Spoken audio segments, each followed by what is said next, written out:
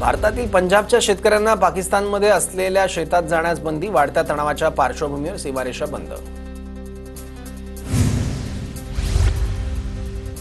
पाकिस्तानी झेंडा असणाऱ्या जहाजांना भारतीय बंदरावर नो एंट्री, भारत सरकारच्या जहाज बांधणी महासंचालनालयाचे आदेश। लष्कर आणि हवाई दलाचे ALH ध्रुव हेलिकॉप्टर 4 महिन्यांच्या विश्रांतीनंतर उड्डाण करणार।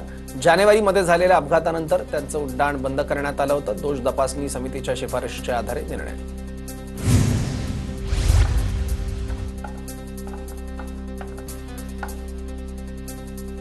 राजस्थानमधून पाकिस्तानी जवानाला ताब्यात घेण्यात आलेला आहे। श्री गंगानगर परिसरातून पाकिस्तानी जवान ताब्यात, पाकिस्तानी जवानाचा भारतीय हद्दीत घुसण्याचा प्रयत्न। भारत खांद्यावरून मारा करता येणारी हत्यारं खरेदी करणार, भारतीय सैन्य दलानं अद्ययावत हत्यारं खरेदीसाठी निविदा काढल्या। शत्रूची विमानं, ड्रोन नष्ट करण्यासाठी भारतीय सैन्य दलाचा निर्णय, लष्कर 48 लॉन्चर्स 85 क्षेपणास्त्रांसह खरेदी करणार। पहलगाम हल्ल्यानंतर रत्नागिरीतील किनारपट्टीवरील बंदरात विशेष काळजी, सुरक्षेच्या दृष्टीने बंदरात कोम्बिंग ऑपरेशन, बोटींवरील खलाशांची कसून चौकशी, रत्नागिरी, रायगड, सिंधुदुर्गातल्या बंदरात शोध मोहीम। भारतासोबत आमचे मैत्रीपूर्ण संबंध, फजलुर रहमानच्या विधानावर बांगलादेश सरकारचं स्पष्टीकरण, बांगलादेशने भारताच्या ईशान्येकडील राज्यांवर ताबा मिळवावा, निवृत्त बांगलादेशी मेजर जनरल फजलुर रहमानने गरळ ओकली होती।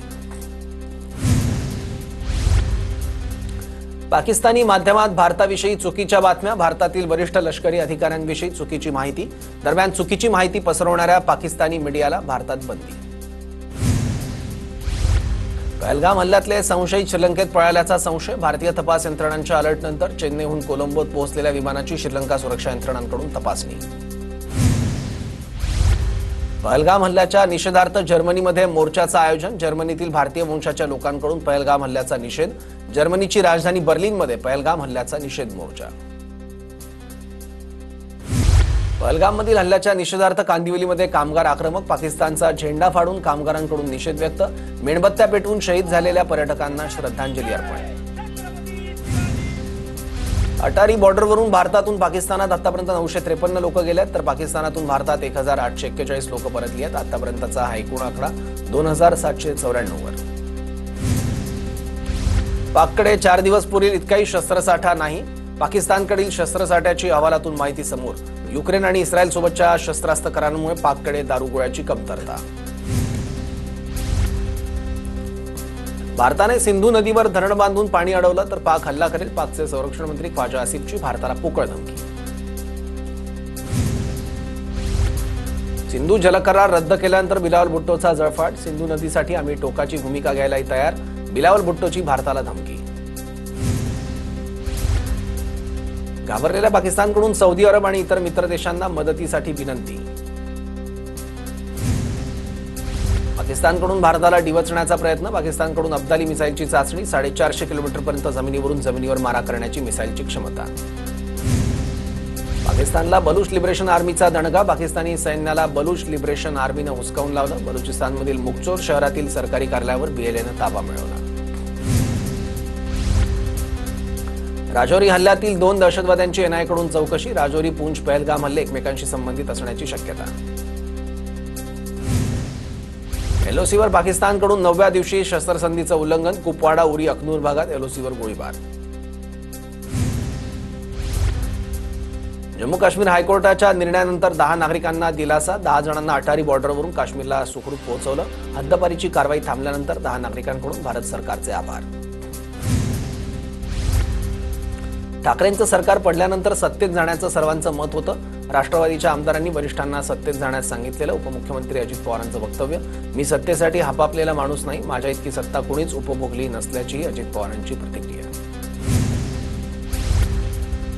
मी 3 वेळा मुख्यमंत्री झालो, एकदा 72 तासांचा मुख्यमंत्री होतो, माझ्या नावे सर्वात कमी वेळेचा मुख्यमंत्री असा रेकॉर्ड, तर अजितदारांच्या नावे सर्वात कमी वेळेचा उपमुख्यमंत्री असा रेकॉर्ड। राष्ट्रवादीच्या कार्यक्रमात फडणवीसांची फटकेबाजी। मुख्यमंत्री पदाबाबतचं वक्तव्य गमतीत केलं होतं, मी माझं वक्तव्य मागे घेतो, टीकेनंतर अजित पवारांचं स्पष्टीकरण। अजित पवारांनी आता मुख्यमंत्री पदाची शपथ घ्यावी, अजित पवारांना सीएम करायचं असेल तर पक्षप्रवेश वाढले पाहिजेत, सुनील तटकरेंची प्रतिक्रिया। अजित पवार मुख्यमंत्री झाले तर आनंदच, तटकरेंच्या विधानावर जयंत पाटलांची प्रतिक्रिया। मुख्यमंत्री पदाबाबत अजित पवारांनी कुठल्या ज्योतिषाला विचारलं ते विचारतो. अजित पवारांच्या वक्तव्यानंतर भरत गोगावलेंचं मिश्किल वक्तव्य. सामाजिक न्याय विभागाचा निधी मिळवला, संजय क्षीरसागरांचा आरोप. गैरसमज दूर करू, तो आमचा अंतर्गत विषय. अजित पवारांची प्रतिक्रिया.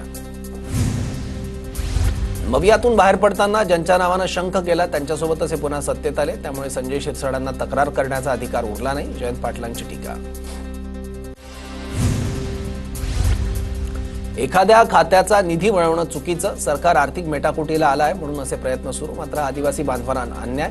अंबादास दानवे यांची प्रतिक्रिया. यापुढे निवडणूक लढवणार नाही, दीपक केसरकरांनी दिले राजकीय निवृत्तीचे संकेत. सावंतवाडीत बोलताना शिंदेंच्या शिवसेनेच्या दीपक केसरकरांचं विधान.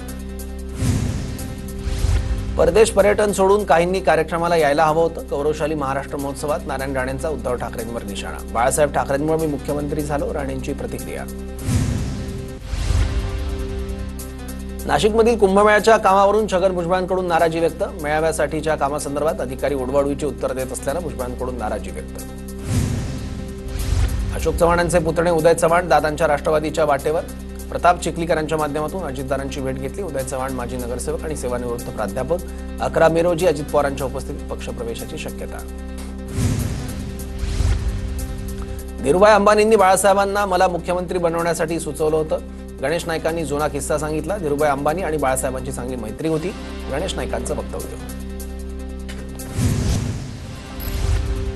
ईव्हीएम मध्ये घोटाळा केला तसा जातीय जनगणनेत करू नका. जितेंद्र आव्हाडांची प्रतिक्रिया. जातीय जनगणनेची मागणी आमचीच होती, मात्र बिहार निवडणुकींवर डोळा ठेवून हा निर्णय घेतल्याचाही आव्हाडांचा आरोप. जातनिहाय जनगणना करण्याच्या निर्णयाचं नागपुरात काँग्रेसकडून स्वागत. कार्यकर्त्यांकडून राहुल गांधींच्या प्रतिमेला दुग्धाभिषेक. कार्यकर्त्यांच्या मोठ्या संख्येने उपस्थित. जनगणना करण्याचा निर्णय घेतल्यानं नंदुरबारमध्ये भाजपकडून आनंदोत्सव. विजयकुमार गावितांच्या निवासस्थानी फटाके फोडत आनंदोत्सव. साताऱ्यातील दरेगावी नाना पाटेकरांनी घेतली एकनाथ शिंदेंची भेट. दरेगावात जलतारा प्रकल्पाचं भूमिपूजन. यानिमित्त नाना पाटेकर आणि शिंदे दरेगावात. साताऱ्याच्या महाबळेश्वरमध्ये 3 दिवसीय महापर्यटन महोत्सवाचं आयोजन. 3ऱ्या दिवशी निघालेल्या शोभायात्रेला पर्यटकांची गर्दी. शोभायात्रेत मंत्री शंभूराज देसाईंची हजेरी.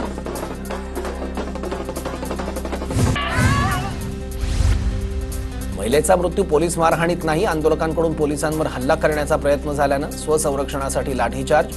पुणे ग्रामीण पोलीस अधीक्षक पंकज देशमुख यांची माहिती. शिर्डी साईबाबा मंदिराला बॉम्ब न उडवून देण्याची मेलद्वारे धमकी. साईबाबा संस्थांची सुरक्षा यंत्रणा तसंच पोलीस यंत्रणा अलर्ट मोडवर. धाराशिवमध्ये ड्रग्जबाबत जनजागृती. डीपीडीसीतून 9 कोटींचा निधी. पालकमंत्री प्रताप सरनाईकांकडून निधीस मान्यता. तुळजापुरातील ड्रग्ज प्रकरणाच्या पार्श्वभूमीवर जनजागृती.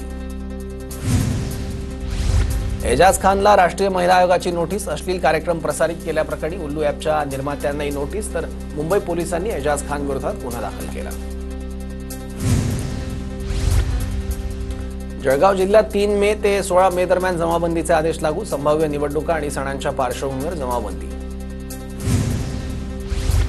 धुळे जिल्ह्यात शेतकऱ्यांकडून खरीप हंगामाच्या मशागतीला वेग. खरीप हंगामासाठी कपाशीच्या 11,01,000 पाकिटांची मागणी. विदर्भात 2 महिन्यात 56 उष्माघाताचे रुग्ण. बेसा नगरपंचायतीकडून हिट ॲक्शन प्लॅन लागू. ठिकठिकाणी पिण्याच्या पाण्याची सोय आणि कामगारांसाठी गाईडलाईन. जळगावच्या नशिराबादच्या पेठ शिवारात खंडेराव महाराज यात्रेचा उत्सव. भगत धनगरांनी 12 गाड्या ओढल्या. नागरिकांची यात्रेला मोठी उपस्थिती.